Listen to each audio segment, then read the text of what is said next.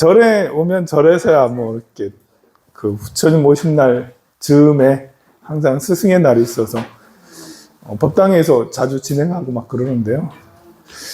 여러분들마다 이렇게 각자마다 스승 하면 떠오르는 사람 있죠?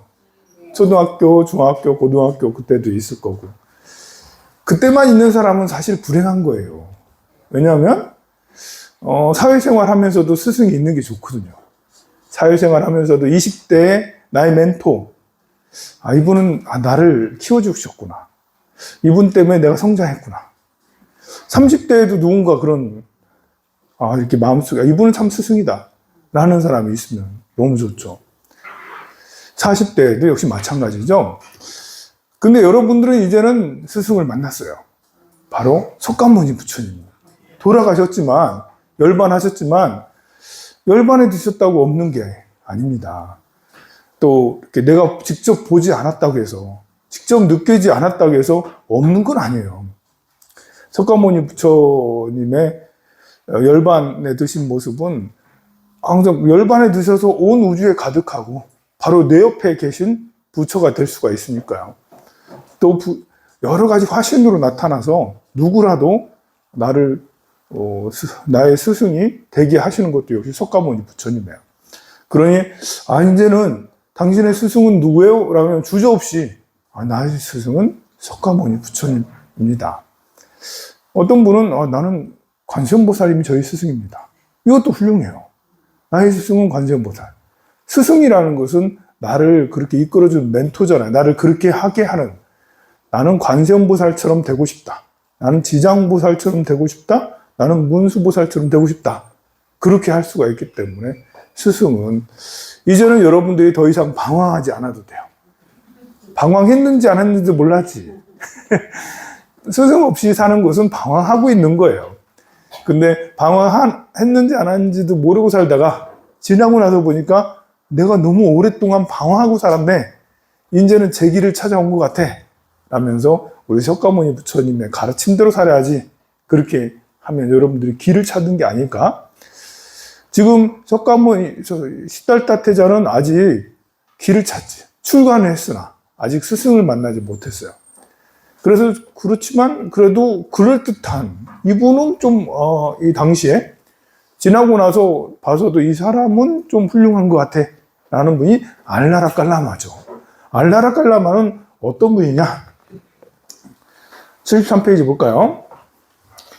밑에 아랫단을 보면 알라라 깔라마시여 당신은 무엇을 가르칩니까? 고통스러운 윤회의 삶에서 벗어나는 지혜의 가르침입니다. 확실히 다르죠. 아까는 천상에 태어난다 이런 걸 원했는데 여기는 확실히 윤회에서 벗어나는 지혜를 가르칩니다 라고 했습니다. 그리고 당신은 어떻게 그렇게 됐나 했더니 오랜 옛날부터 여러 선인들에게 이어진 것입니다. 그러면서 이 알라라 깔라마에게 여러 가지를 전수를 받습니다. 그렇게 해서 전수를 받는데 며칠 만에 시달타 태자는 그 전수한 것들을 다 이제 그 깨우침을 얻게 되는 거죠. 아주 쉽게 전수한 것을 다 이제 터득하게 돼요. 알라라 깔라마는 본인이 수십 년 동안 굉장히 오랫동안 그렇게 제자들에게 그렇게 알려주고 했는데도 불구하고 자기보다 더 나은 상태를 얻은 사람을 본 적이 없었거든요. 근데 신기하게 시달타 태자는 곧바로 그 상태에 이르게 된 것입니다. 104년 동안이나 그렇게 살았는데도 지금껏 본 적이 없었던 이 제자를 딱 만나게 돼서 나랑 같이 내가 104살인데 내가 곧 있으면 죽을 것 같으니까 내 이 뒤를 이어서 후계자가 되어라 라고 그렇게 했으나 부처님은 시달타 태자는 떠나게 됩니다. 더 나은 가르침이 있겠다라고 확신을 했죠. 이걸 얻어보니까 이건 아닌 것 같다. 이 알라라 깔라마가 이런 그 수행의 상태는 무소유처 정이라는 수행의 상태거든요. 저 뒤에 에어컨 요 하나만 켜주세요. 네, 뒤에 에어컨 하나만. 누가 끄셨어. 어떤 훌륭하신 분께서 끄셨어. 이거 하나만. 2개 이상 틀면 추워요. 그래서 무소유처 정예들은 그런 이제 알라깔라마를 만나서 스승으로 했으나 금방 무소유처 정예에 이르렀다. 자, 무소유처 정예 상태가 어떤 상태인지 한번 생각을 해봅시다. 이제 수행을 하면 그 수행의 상태, 수미산이 있고요. 수미산의 중턱에 사천왕이 있어요. 사천왕. 그리고 수미산의 꼭대기에 도리천이라는 천상이 있고요. 그 위에 야마천, 그리고 도솔천, 화락천, 타와자재천이라는 6개의 천상이 있어요. 유격천이라고 그러죠. 이 6개의 천상은 수행을 많이 하지 않아도 공덕을 많이 지어도 공덕을 많이 쌓아도 갈 수가 있는 천상이에요. 그래서 요거는 수행보다는 공덕을 복을 많이 지으면 되겠거니 그런 거고요. 더 천상이 더 올라가면 새끼에 초선천이 있어요. 초선천, 이선천, 삼선천, 사선천에서 총 18부류의 천상이 있죠. 불교에서는 천상을 굉장히 한 군데로 보지 않고 되게 다양하게 보는데요. 이 18개, 초선천부터 사선천까지, 무번천, 무열천, 이렇게 다양하게 있죠. 범천, 대범천 쭉 있습니다. 그런 천상들은 선정에 이르면 그 복만 가지고 다 가는 게 아니고 선정까지 닦아야지 이런 초선천부터 사선천까지 여기 어딘가에 갈 수가 있습니다. 여기는 정생, 희락지, 그리고 사념청정지.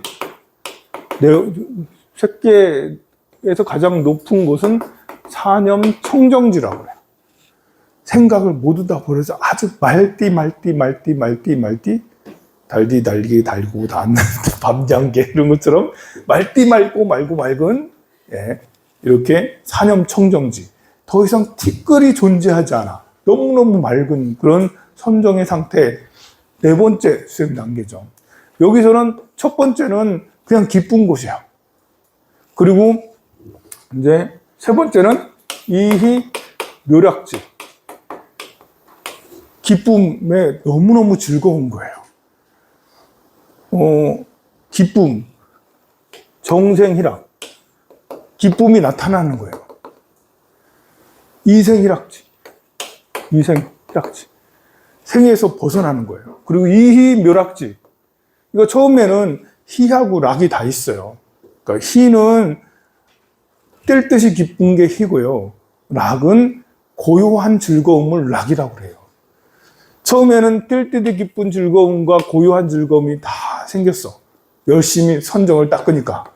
근데 가면 갈수록 뛸 듯이 기쁜 것은 거친 즐거움이라서 번뇌가 있는 거거든요.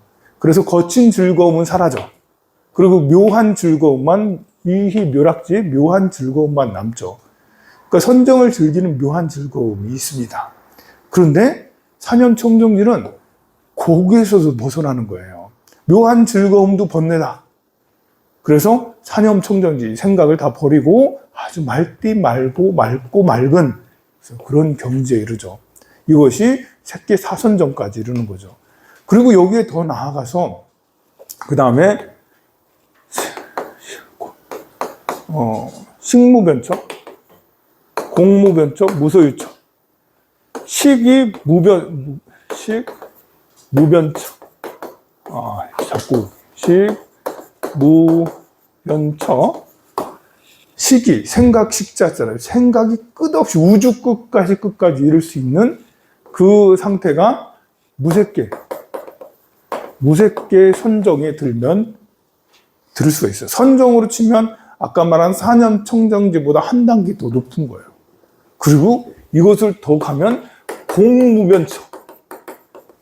공이 내가 아는 것이 온 우주를 가득한다면 더 나아가서 그것조차 사라지는 공이 끝없이 펼쳐지는 공무변처예요. 그리고 거기 지나면 무소유처. 아무것도 없는 소유가 완전히 사라진 무소유처에 이르죠. 여길 지나고 나면 그 다음에 비상, 비비상처, 비상, 비비상처, 상이 아니고 상이 아닌 것도 아닌 그런 곳, 모습이 아닌 상이 아상인상 중생상 상, 이런 아상이 아니고 아상이 아닌 것도 아닌 그런 곳에서 그런 곳이 바로 비상, 비비상처예요. 이게 선정의 마지막이에요. 선정의 끝이에요. 선정의 끝 바로 직전이 무소유처입니다. 근데 무소유처가 조금 전에 말한 대로 얼마나 깊은 선정인지 우리는 가늠할 수가 없어요.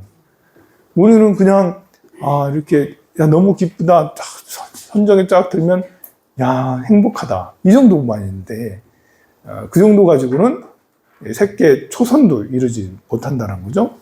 그런데 이 알라르깔라마는 바로 이 무소유처 전까지 이른 자였으니까 굉장히 높은 상태인데 실타타 태자는 그것을 단숨에 무소유처 정에 이르죠. 그래서 76페이지 보면 이 가르침에 의지하면 제 밑에 네 번째 줄, 이 가르침에 의지하면 무소유처의 선정이 이룰 수 있다는 것은 틀림없는 사실이다. 그러나 이 선정으로는 결코 고뇌와 탐착을 떨쳐버릴 수가 없다. 이 선정은 모든 고뇌가 소멸된 것이 아니고 진정한 고요함도 아니고 수승한 지혜와 원만한 깨달음도 아니다. 이 가르침으로는 진리 세계에 이룰 수 없다. 그래서 여기에 만족하지 않아요. 이게 참 우리 시달타 태자의 훌륭한 장점이고 무서운 점이기도 하고 존경할 만한 것이죠. 돈을 버는데 1억 벌었어요. 만족해요? 10억, 100억 됐어요. 만족해요? 우리는 야 10억만 해도 좋겠다. 100억이면 충분하지. 그런데 누구는 1조 욕심이 더 많아서 뭐 가지면 가질수록 더 그렇다는데 우리는 대체로 여기 있는 분들은 대체로 많이 포기했지 뭐. 해도 안 되니까 돈 버는 것은 많이 다 포기했어. 그런데 이제 수행도 마찬가지예요. 내가 수행의 정점까지 육도를 완전히 벗어나는 것까지 할 거다라는 게 이제 그걸 보고 안욕, 다라, 삼약, 삼돌이라고 그래요. 최상의 지혜, 무상정등정각, 위 없이 고르고 바른 깨달음, 무상정등정각이라고도 합니다. 따라서 무상정등정각, 무상정등정각, 위 없이 고르고 바른 깨달음, 이것을 무상정등정각이라고 하는 거고 이것이 안욕다라 삼약삼돌입니다. 그러니까 이제 완전히 뚫어버리는 것이죠. 완전히 뚫어서 더 이상 비길 데가 없는 최상의 경지예요. 이것을 늘 우리 부처님 경전에 늘 말씀하십니다. 여러분들 금강경 보세요. 금강경에 제일 많이 하는 것은 아이고 수보리야 하면서 아이고 수보리 이게 제일 많죠. 그 다음에 떠오르는 게 뭐예요? 안욕다라 삼약삼보리거든요. 그만큼 많이 나와요. 우리가 뜻도 모르면서 많이 나와. 근데 최상의 지혜 목표 설정을 최고로 두는 거예요. 수행자들에게 너는 여기까지 가야 된다 라고 하는 건데 사실 여기 쉽지가 않죠. 그래서 이제 무소유처 전까지만 가는 것만으로도 대단한데 이거 부처님이 요 상한선을 최고 끝까지 올려놓은 거예요. 사실 부처님이 나타나기 전까지는 이렇게까지 올려놓은 사람 없었거든요. 이 부처님이 나타나기 전까지는 창조주를 뛰어넘는 것에 대해서는 아예 금기시 됐어요. 세상을 창조한 여호와 또는 알라신 뭐 이런 이 여호와나 알라신 또 인도에서는 브라흐만이죠. 이거를 뛰어넘는 존재는 아예 생각지도 못했어요. 사람이 어떻게 신을 뛰어넘냐라는 논리로 아니 그런 개념조차 없었어요. 이것을 이 창조주를 넘어선다라는 개념이 없어서 지금은 인간이 무서워서 인간이 많이 커져서 신을 뛰어넘으려고 하는 이런 사람들도 많이 생겼는데 그게 최초로 하신 분이 바로 부처님이시죠. 부처님이 이걸 최초로 말씀하셨어. 그전에는 아무도 그런 생각하지 않았어요. 어떻게 창조주를 뛰어넘어? 생각도 못했죠. 근데 해보니까 창조주라는 얘도 윤회를 하더라. 윤회를 하더라. 무슨 창조주가 윤회하냐? 하더라. 하더라. 윤회를. 부처님이 다 깨닫고 나서 보니까 창조주도 윤회하더라. 이 창조라는 게 우리 인간의 상태를 쭉 생각을 해보면 우리는 이제 피조물부터 시작했어. 수동적인 것에서 시작했죠. 도망 다니는 것부터 시작했지 뭐. 포유류, 작은 포유류는 좀 큰 포유류에게 잡혀먹을 수밖에 없고 맨날 뭐 이렇게 참새가 왜 이렇게 맨날 막 이렇게 하겠어요. 도망 다니려고 이제 안전 때문에 막 그러고 있잖아요. 우리도 안 죽으려고 그렇게 애를 쓰다가 이제 우리는 이제 지성의 발달로 도구를 쓰게 되고 그리고 협동을 하게 되죠. 협동을 하면서 이 머리가 굉장히 이제 머리 세포가 굉장히 아주 커지고 다양해지고 능력이 아주 좋아져요. 이 협동을 통해서 지적 능력이 엄청나게 향상을 해요. 신체 능력이 더 좋은 것보다 더 중요한 게 협동 능력이에요. 그리고 협동 능력이 길러지니까 추상적인 것까지도 생각을 하게. 신은 있는갑다. 신이 하늘에 비를 내려주시나? 이런 추상적인 개념까지 신을 상정하게 되고 신에게 제사를 지내요. 강아지가 신에게 제사를 지내는 거 봤어요? 소도 신에게 제사를 안 지내요.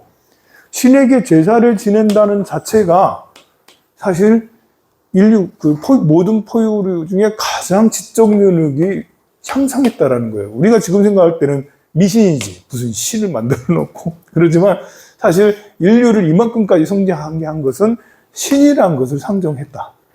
여기에는 조상신도 들어가고 창조주도 들어가고 있습니다. 뭐 다양한 신을 상정하고 신을 모시는 그런 것들을 하고 우리 자연에 대항할 수가 없었기 때문에 그러다가 신은 죽었다.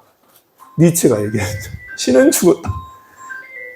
사람이 드디어 창조를 하기 시작하더라. 만들어내기 시작하죠. 유전자 조작을 하기도. 그러니까 씨앗을 발견해서 씨앗을 이렇게 해서 다시 심어서 농업을 시작하면서 비약적으로 사람들이 달라지기 시작하는 거예요. 내가 만들어낼 수 있네? 예전에는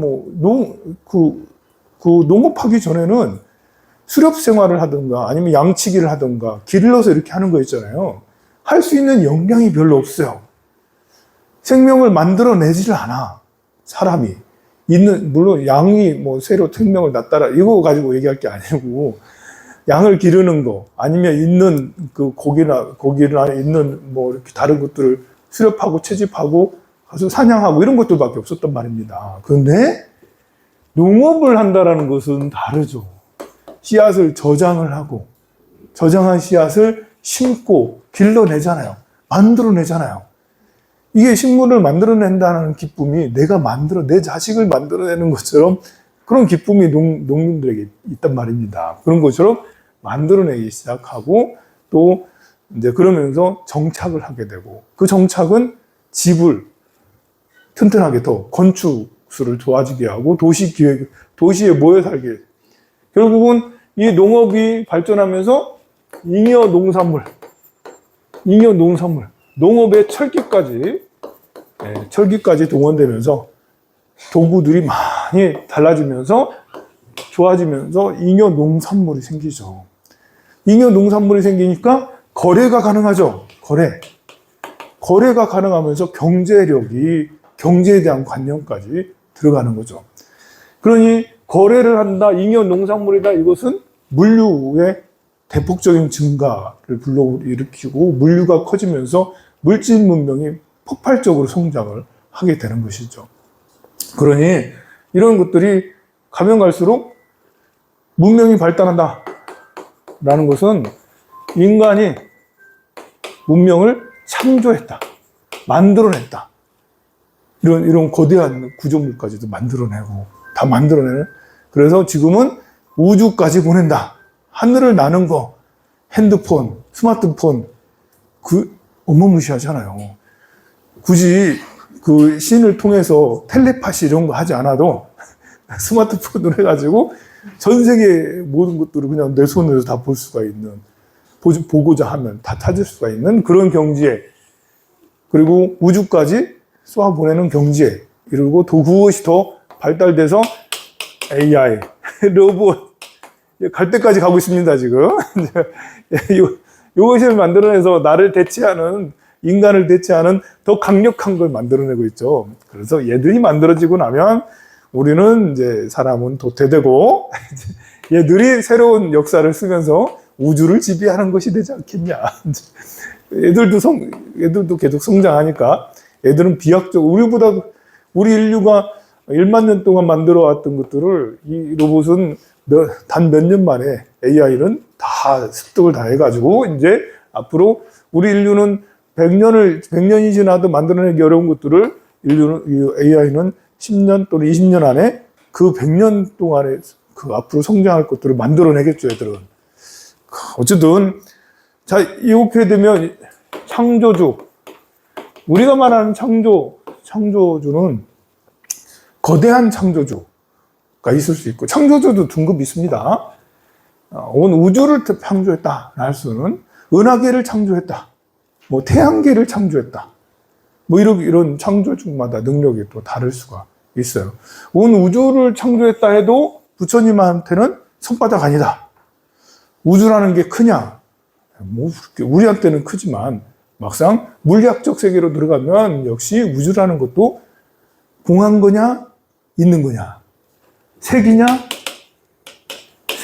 공이냐, 색즉 시공, 색이 아무리 커도 색은 곧 공이다. 네, 그래서 어쨌든 창조주의 상태도 창조주의 상태를 뛰어넘겠다라고 생각한 사람은 없었는데, 바로 부처님은 창조주의 상태를 뛰어넘겠다라고 생각을 했고, 우리에게 무상정등정각, 안욕다나 삼맥삼볼이라는 높은 최고 상한선을, 너희들은 이것을 얻어야 된다 라고, 야, 이거 금방 얻어지는 게 아닌데, 그러면 몇 생을 거듭해서라도, 다급생을 거듭해서라도 이것을 이루어라 라고 하는 게 이제 불교의 가장 우리 수행자들이 갖는 그런 것이고, 이것은 제가자들도 역시 마찬가지, 여러분들도 마찬가지로 우리는 안욕다라 삼맥삼볼을 얻어야지, 최상의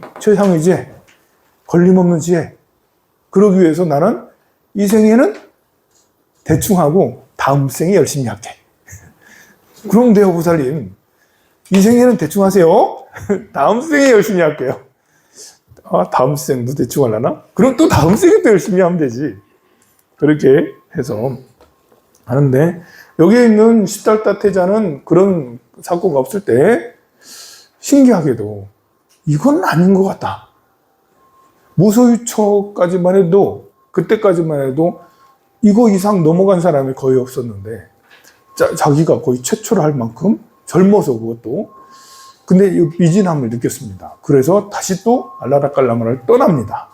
떠나서 당시에 다시 다른 스승을 찾으러 이제 마가다국으로 가게 돼요. 당시에 인도에 마가다국이 있고, 거기는 빈비사라 왕이 다스리고 있었습니다. 부처님의 시대가, 인도가 이렇게 있으면 여기가 마가다, 여기가 코살라 등등의 16개국, 16개국 조그만 나라들이 있고, 그 중에 큰 나라는 마가다와 코살라 두 나라가 약간 제국을 형성하고 있었어요. 나중에 마가다가 통일을 합니다. 그리고 나서 이쪽을 지배를 하고 나서 나중에 아쇼카 왕이 이렇게 인도 전역을 확실하게 다 통일을 하게 되죠. 이게 이제 도시국가에서 봉건 국가로, 봉건에서 제국으로 나아가는 그 여기쯤에 있는 그런 것이죠. 도시국가에서 봉건국가로 나아가고 있는 그 즈음에 기원전 BC 624년, 부처님이 기원전 624년에 태어나셨거든요. 이때 즈음이 도시국가에서 봉건국가로 나아가던 시점이에요. 이때 이거보다 200년 앞에는 잉여 농산물이 없었어. 잉여 농산물이 별로 없어. 이때쯤 돼서 잉여 농산물이 막 나타나면서 이제 거래를 하게 되고 도시에 모여들게 된 거예요, 사람들이. 잉여 농산물이 생기기 전에는 도시에 모여들어서 살기가 어려웠어. 그냥 마을에 성 조그만한 거 만들어서 거기서 이제 그 벽을 만들어가지고 외적의 보호를 받고 이렇게 하면서 동물들에게 이렇게 그 야수에게 이제 침범당하지 않아. 근데 살다가 잉여 농산물이 생기면서 농산물이 남으니까 물물교환하다가 처음엔 물물교환하다가 나중에는 화폐로 진행되면서 그러면서 부자가 생기죠. 그러면서 부자가 생겨요. 돈이 모든 역사를 다 바꿨어요. 부자가 생겼어. 자, 부자는 권력. 권력이 좋아요? 부자가 좋아요? 물론 권력을 가지면 부자도 될 수가 있겠지만 부자가 되면 간땡이가 부어요. 부자가 되면 자기가 뭐라도 된 듯 하거든요. 그래서 강남의 부자들은 그냥 서민들을 벌레처럼 보잖아요. 내가 뭐라도 된 것 같거든요. 내가 뭐라도 자기가 잘해서 얻은 것 같거든요. 부자가 되면 커요. 당시에 상권, 부자는 농민이 부자가 됐겠어요? 상인이 부자가 됐겠어요? 양반이 부자 됐겠어요? 계급이 높으면, 계급이, 크샤트리아 또는 바라문. 이 종교인이에요. 종교인 부자 되겠어요? 여기 왕하고, 이렇게 무사, 정치인들이에요. 상인, 농민, 어느 계층이 부자가 더 많이 되겠습니까? 아무래도 상인이 부자가 더 많이 돼요. 아니, 이병철, 이건희가 여기 공무원이 아니잖아요. 공무원이 모르죠. 이제 전두환이 얼마나 감춰놨는지, 박정희가 얼마나 감춰놨는지 소문은 무상하죠. 소문은 무성하죠. 그러나 이제 시가총액, 보이는 시가총액은 상인들입니다. 상인. 지금 뭐 애플, 아마존, 일론 머스크 전부 다 이 사람들이잖아요. 이 사람들이 세계 최고, 여전히 최고 부자. 옛날에도 마찬가지예요. 잉여 농산물이 생기면서 요 상인들이 최고 부자가 돼. 최고 부자가 되면 어떻게 된다고? 간땡이가 부어요. 간땡이가 부으면 요게 별거 아닌 것처럼 느껴지는 거죠. 그래서 신흥 종교가 나타나는 겁니다. 신흥 종교. 기존에 이렇게 떠받들던 이분들이 이건 아닌 것 같은데? 야, 돈 많아서 보니까 바람은 얘들도 똥 싸더라. 얘들도 거짓말 하더라. 얘들도 탐욕했지. 내가 돈 주니까 해볼래 해서 좋아하더라. 돈으로 뒤에서 정치질을 하잖아요, 상인들이. 그러니까 민낯을 알게 돼. 바라문과 크리스트리아. 그래서 새로운 종교를 찾아요. 사람들은 이제 종교를 보통 우리들은 대한민국 사람들은 비종교적인 사람들이 굉장히 많기 때문에 사람들이 얼마나 종교적 성향을 가진지를 잘 몰라요. 대한민국만큼 종교에서 약간 동떨어진 나라가 별로 없어요. 대한민국은 조선왕조 500년 동안 유교가 계속 종교를 계속 짓누르고 필요 없다. 나라에 충성하고 부모에게 효도하고 그리고 이제 가족관계 잘하고 이웃들하고 잘 살고 신을 추종하지 않고 우리 사회성을 계속 강조했잖아요.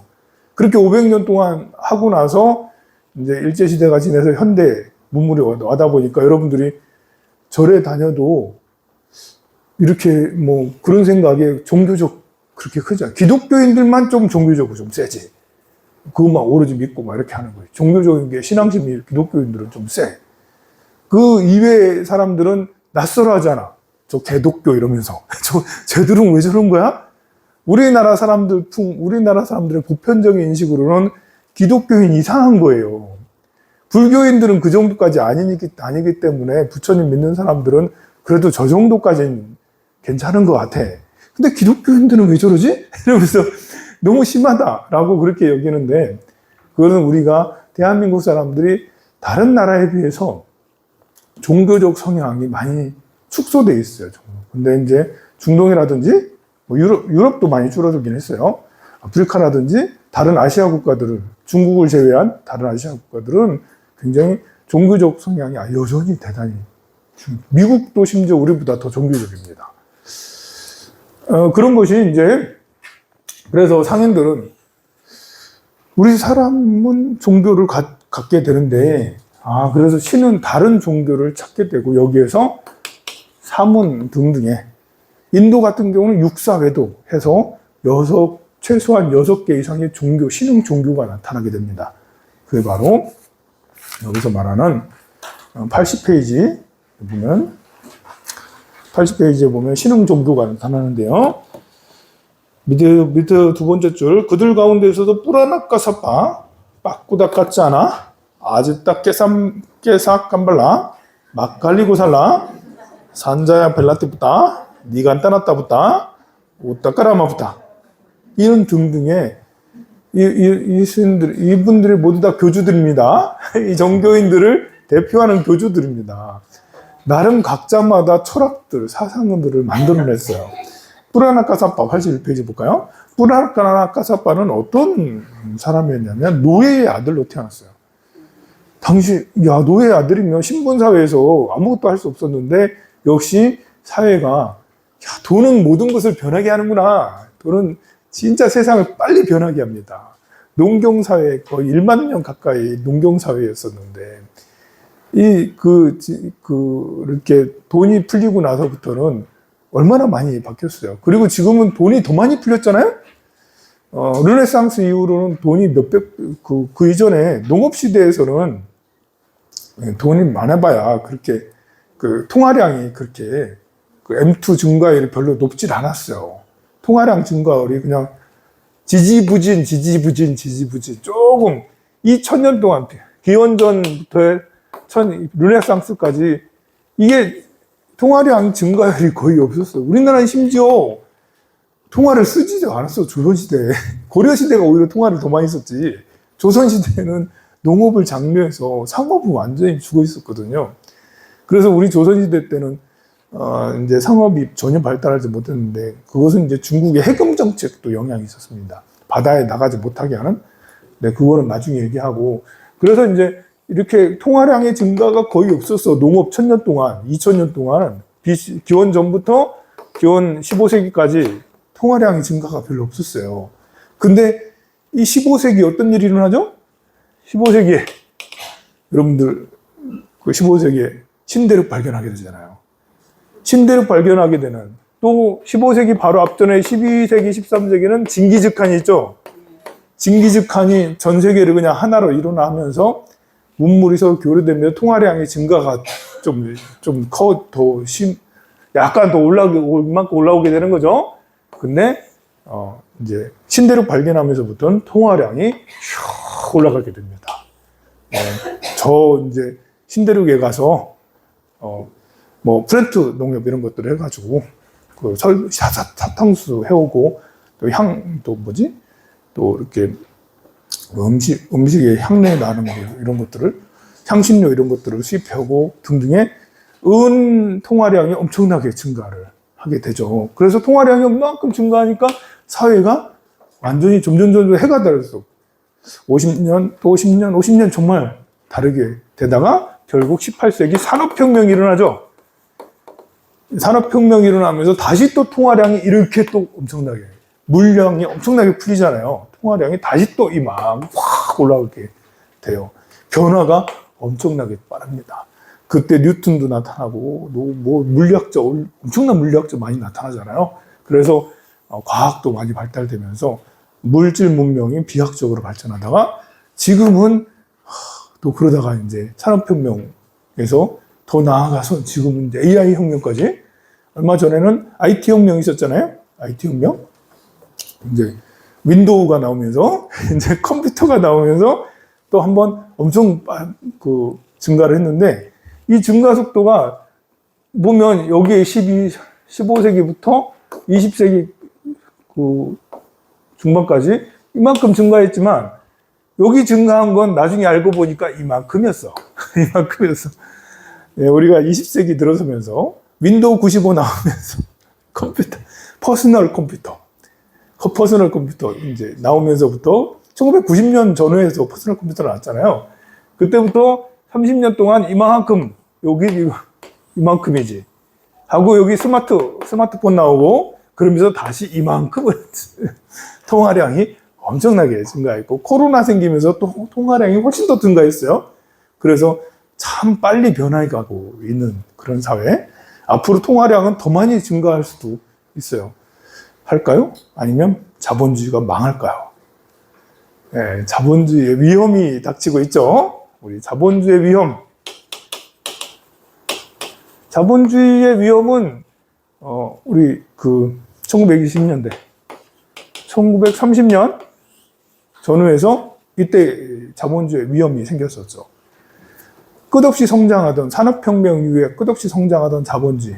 그런 끝없이 성장한 자본주의는 1879년? 1879년 맞나요? 1789년인가요? 프랑스 대혁명이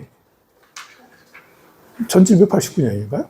프랑스 대혁명이 나타난 것도 자본주의가 성장을 하면서 M2 증가율이 많아지면서 사람들이, 부자들이 많아진 거예요.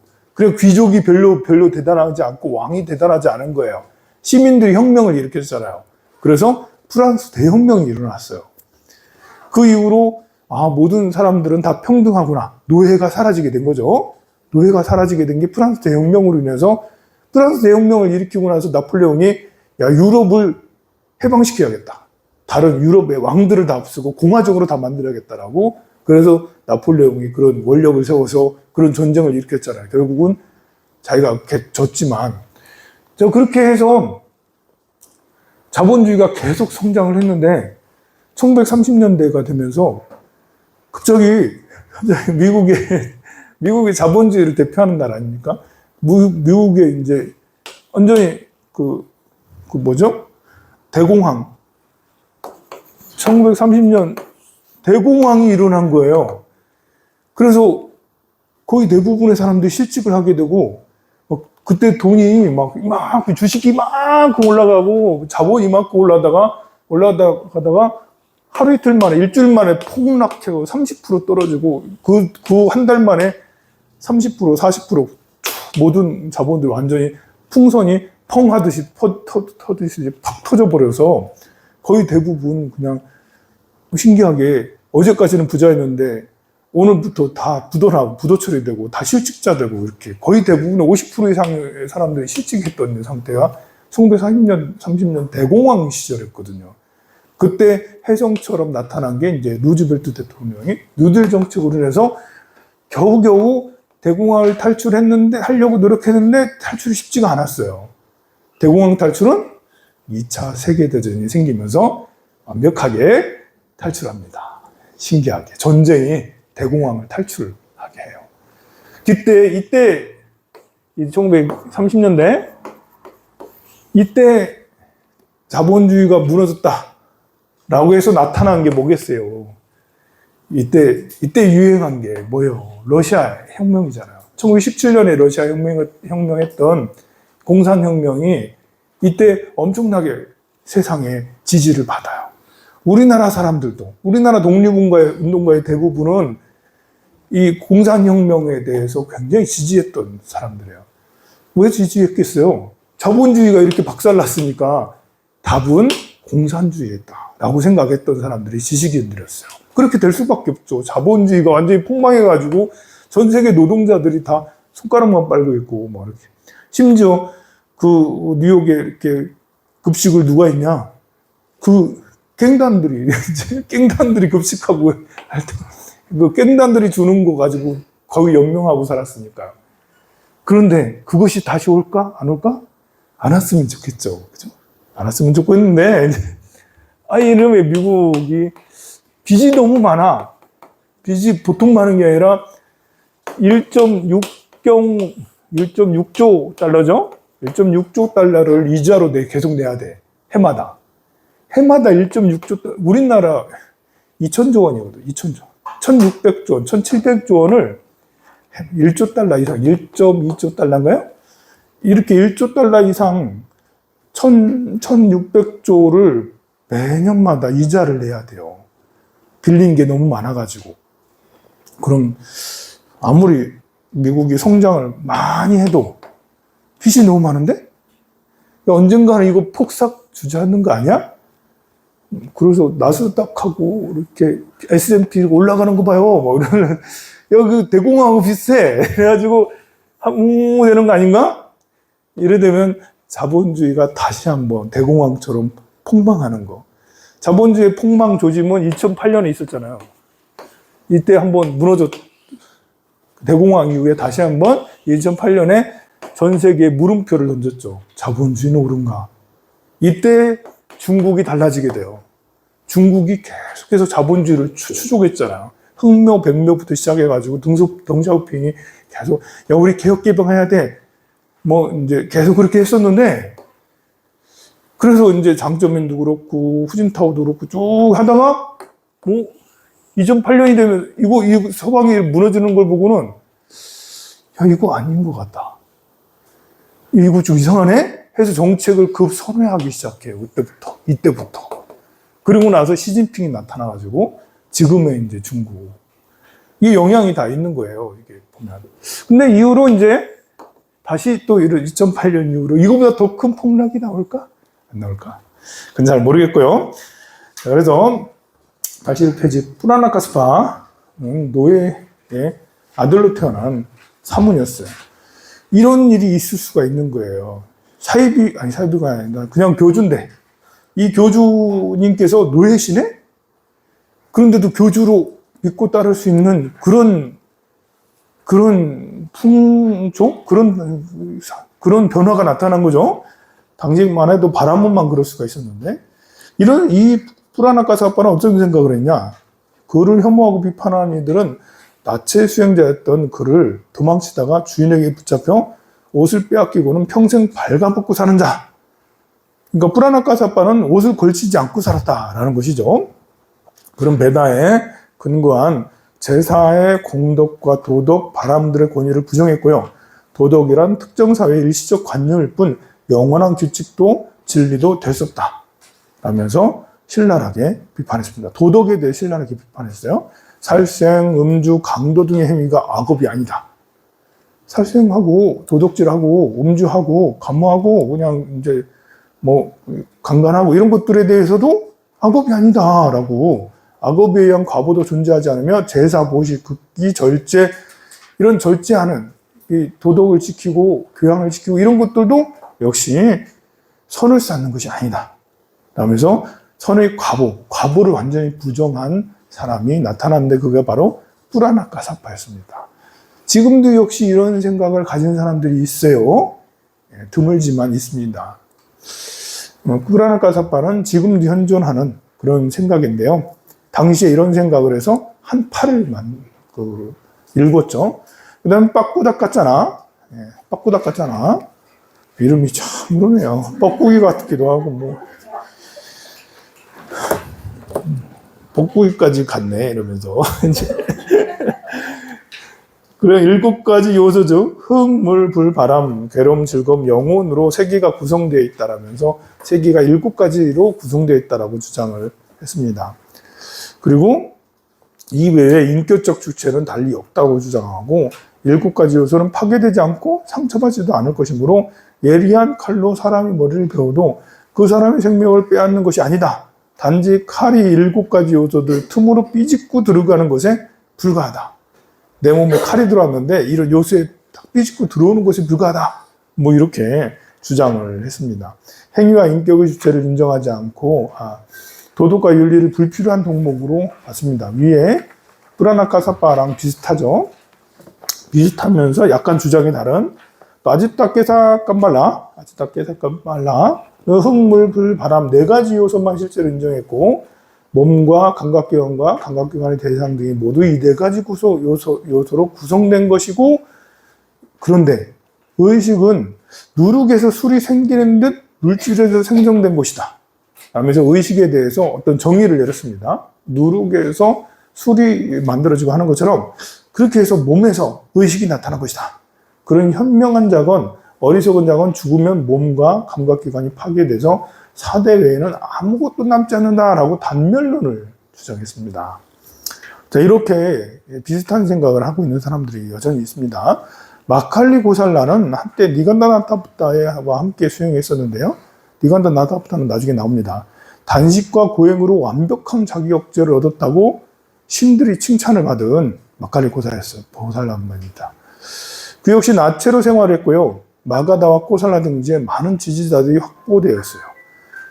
그런 인간을 포함한 모든 생명체들이 현실적으로 경험하는 고통과 즐거움을 주어진 운명과 그들이 속한 종, 그리고 그들의 천성에 의해 결정된다고 봤는데요. 따라서 정해진 기간 동안 이미 결정된 고통과 영향도 미칠 수 없다고 주장하였습니다. 주장하는 게 약간 특이하고 다릅니다. 이런 것처럼 특이하게도 이렇게